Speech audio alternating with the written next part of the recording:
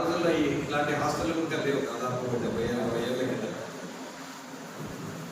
అలాంటి వాతావరణంలో మనందరం, నేను కూడా పల్లెటూరు నుంచి వచ్చిన వాడిని, మీలాగనే చిన్న స్కూల్, ప్రభుత్వ స్కూల్లో హాస్టల్లో ఉండి ఈరోజు ఈ పొజిషన్కి వచ్చాను.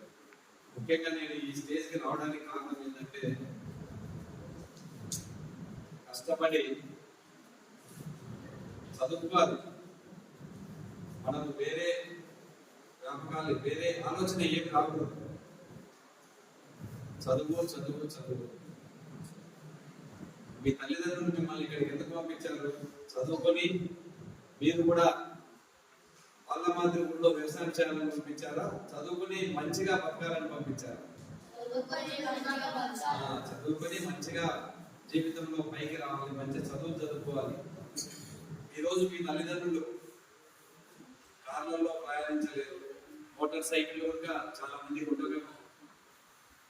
కానీ చదువుకున్న వాళ్ళు మీ ఊళ్ళోనే మీరు గమనించుంటారు. మీ బంధువుల్లో కానీ, మీ పక్కింటి వాళ్ళు కానీ, బాగా చదువుకున్న వాళ్ళందరికీ మోటార్ సైకిల్ ఉన్నాయి కదా, ఉన్నాయి కదా.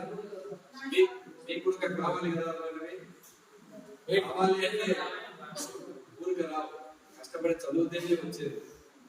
కాబట్టి చదువుకోవాలంటే, ఏదైనా మనిషి చదువుకోవాలన్నా, ఏదైనా ఒక గ్రౌండ్ లో ఆడుకోవాలన్నా మనకు కావాల్సింది ఏంటి? మంచి శక్తి కావాలి.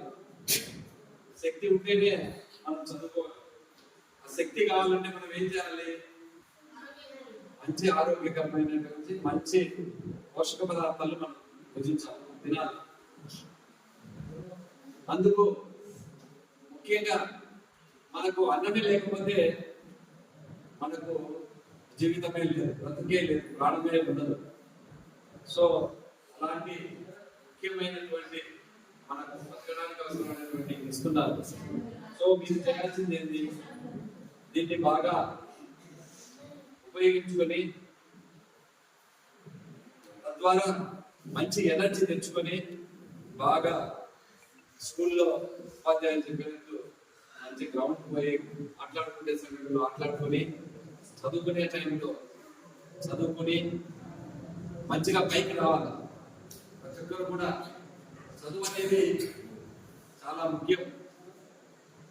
కాబట్టి మీరందరూ కూడా బాగా పైకి వస్తే దేశం కూడా చాలా అభివృద్ధి చెందుతుంది. రేపు వివేకానందుని జన్మదినం. మీకు అందరికీ తెలిసిన వివేకానందుని గురించి విన్నారా? కదా, వివేకానందుని జన్మదినం రేపు. ఆయన కూడా మీలాగా చిన్న వయసు నుంచే ఒక మంచి వాతావరణంలో పెరిగి, ఒక సేవాభావం కలిగి పైకి వచ్చినాడు. మీరు ఇప్పటి నుంచి అలవర్చుకోవాల్సింది ఏంటంటే, అబద్ధాలు చెప్పకుండా ఉండడము, తోటి వారికి సహాయపడాలి. మన పక్కన ఉండే పిల్లలు కావచ్చు, మనం బయట తిరిగేటప్పుడు రోడ్డు మీద కావచ్చు.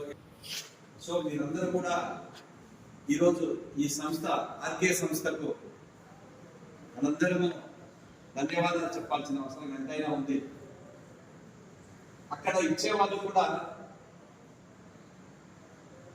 మన తల్లిదండ్రులు లాంటి పేదవాళ్ళు కాదు, బాగా చదువుకొని ఎంతో కొంత సంపాదించే వాళ్ళే. కాబట్టి మీరు కూడా భవిష్యత్తులో మంచిగా ఎదిగి ఇలాంటి హాస్టల్స్ కానీ